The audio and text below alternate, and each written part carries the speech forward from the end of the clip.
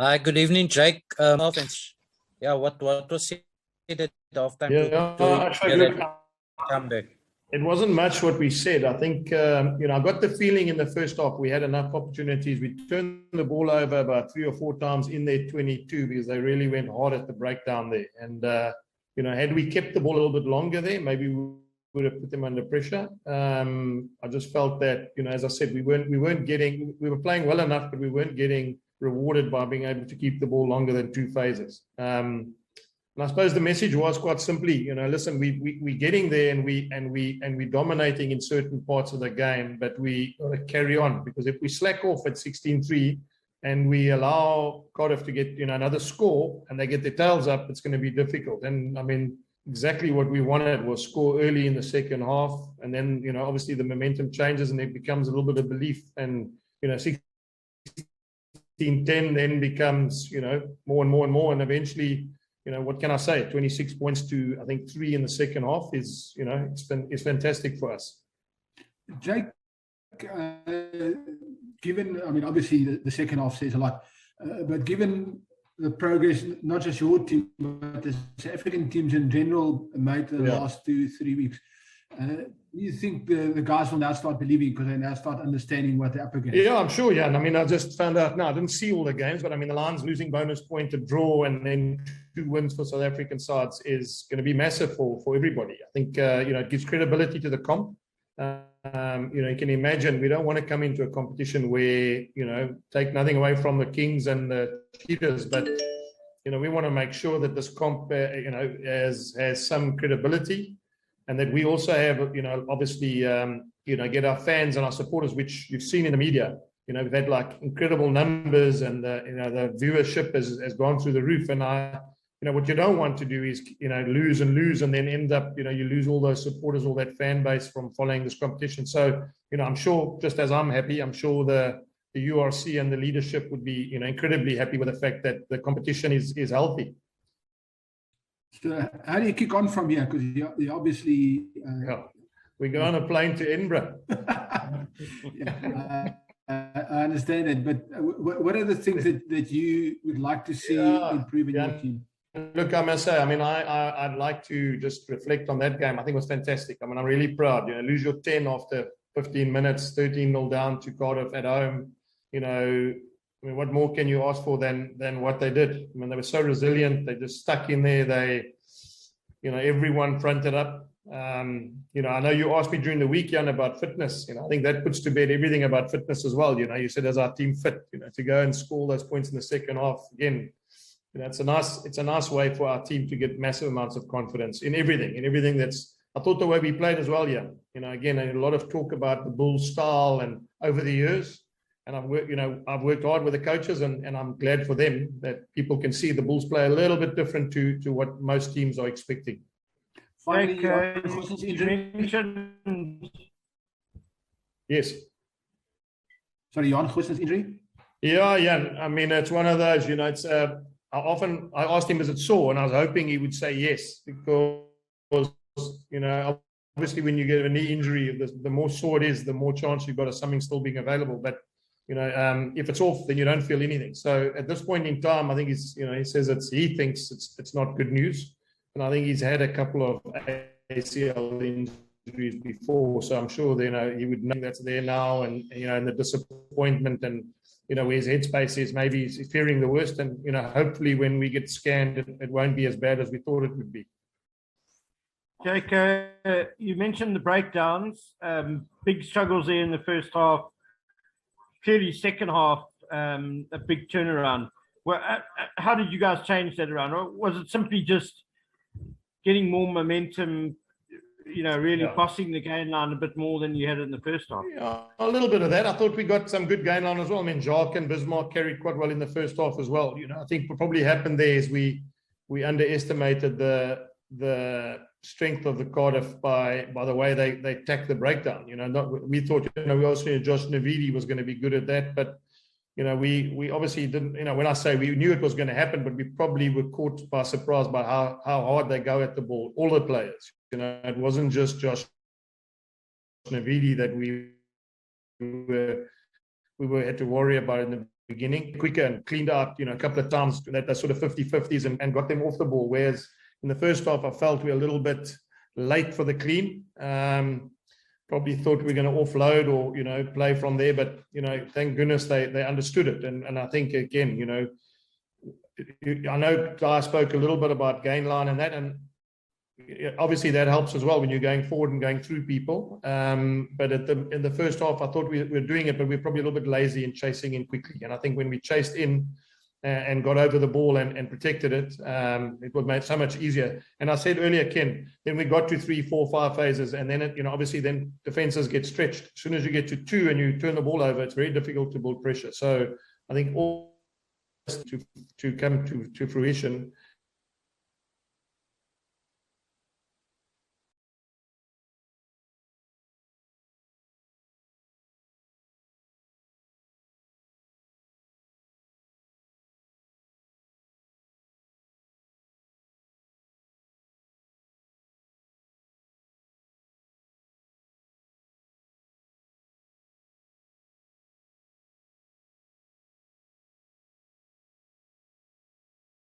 I wonder if injuries like Goosen's can be.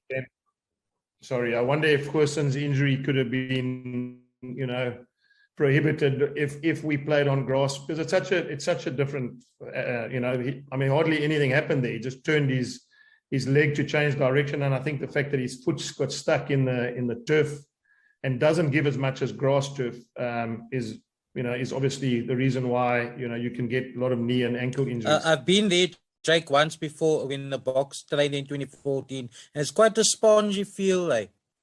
Yeah, well, that's it. It's very different, and I think again that's but I don't. It's not a negative thing. I think it's circumstance and it's weather and it's Funny enough, I spoke to Dai Young about it before the game, and there's obviously a lot more to it. There's the community game, and they need to keep numbers. And I'm talking about generally around the world. We're very fortunate with our temperatures and our fields that we don't really need synthetic pitches. We our outdoors and our rugby season are generally mild enough for us to have grass. So it's an adaptation, Ashraf, and taking nothing away. As I said, I'm not a believer in it. I actually prefer grass, and I prefer playing on pitches that we used to. Jake, you guys were quite similar to the Sharks last night, in that you both had brilliant second halves, and then the Sharks were there watching you guys tonight. Did the guys watch the Sharks game last night? I mean, that kind of felt like a turning of the tide for the South African teams, and obviously the Stormers and the Lions. Yeah. How nice was it?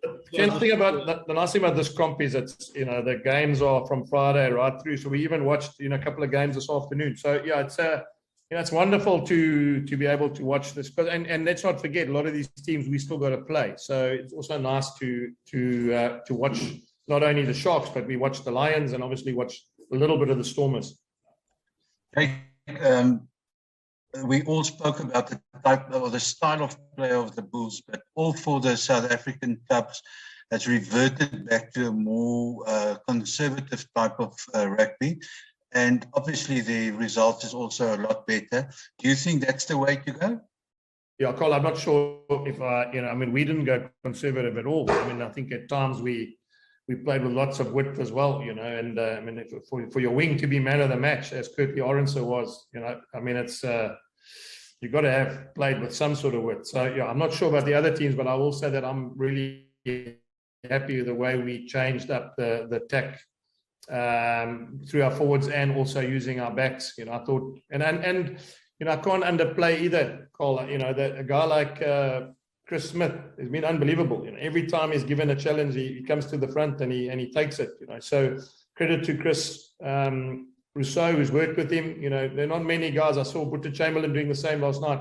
It's wonderful when you have an understudy or a guy who's on the bench and he gets some game time and he plays so well, because it creates competition, and it also gives a sense of achievement from the coaching staff to think that your number 10, and I don't want to say your second choice, but the guy who's on the bench can actually come on in a game like that when it's 13-0 down and do what he did. So I really think the way we played, Carl, was the way. There's a great balance between our forwards and the way our backs played today as well. Last Jake, two just a word questions, on gents. Kirtley. So word on Kirtley, Jake. He hasn't been playing for a while, but a performance like that, not only a ball in hand, but scrambled defense. He showed so much courage at the back as well. That's right. I mean, I can't tell you how proud I am of him. You know, I mean, he last played. I mean, he got knocked out with that head injury, in that bizarre head injury with that ball that kicked him on. I think it was 6 weeks ago. You know, 6-7 weeks ago. So he hardly played that game. I think it happened in the first 2 minutes of the game. So the last time he sort of played rugby was, 7 weeks ago, 2 months ago. And I mean, look what he did. I mean, it's incredible. It's like he's been on the field. It's almost like he's been on the field for the last 2 months. I mean, he was never out of place. As you say, defensively read well, dropped back. Attacking wise, I mean, obviously showed the skills that he has, and so I was really very happy for him, as I think now, obviously he got through this game without getting another head injury, and that's always a risk when you come back from concussion. So, I mean, I'm sure he'll take a massive amount of confidence out of this game. Jake, obviously Marcel could see it doing great things in the second half, but in that first half, when things were really tough for you guys, it looked like Bismarck really stood up and really showed his experience. And I mean, that's what you're looking for from him, isn't it? When things are really tough, he was standing up. Well, Ken, there's a couple of things that you must take into account, which I'm sure you did. You get some peewees, relatively young, loose-head prop is coming through the ranks. To have a guy like Bismarck next to him to look after him and guide him, and show him a couple of the things that are going to happen at this level. So that was the first tick in the box that I'm really happy about. I think Bismarck, by his own standards, hasn't been great the first 3 weeks. But to be fair to him, he came to us late. He hadn't played much rugby. He didn't really know the Bulls. He didn't, know how we want to play. He didn't. So it was always going to take time. And I saw a massive step up from Bismarck tonight. The way he carried, the way he defended, the way he attacked the breakdowns. He looked like a player who's played international rugby today, and that's always nice when you get, you put Arno Botha on, and he comes on, and he's also an international, and you put Lizo Gqoboka on, and he's an international, and then you see the difference that they do when they come off the bench, Ken. So sort of lessons that I'm getting, which just reaffirming the things that I know. Your bench and the depth in your team and the kind of players you have bringing off the bench, if you want to be competitive in this competition, is extremely vital.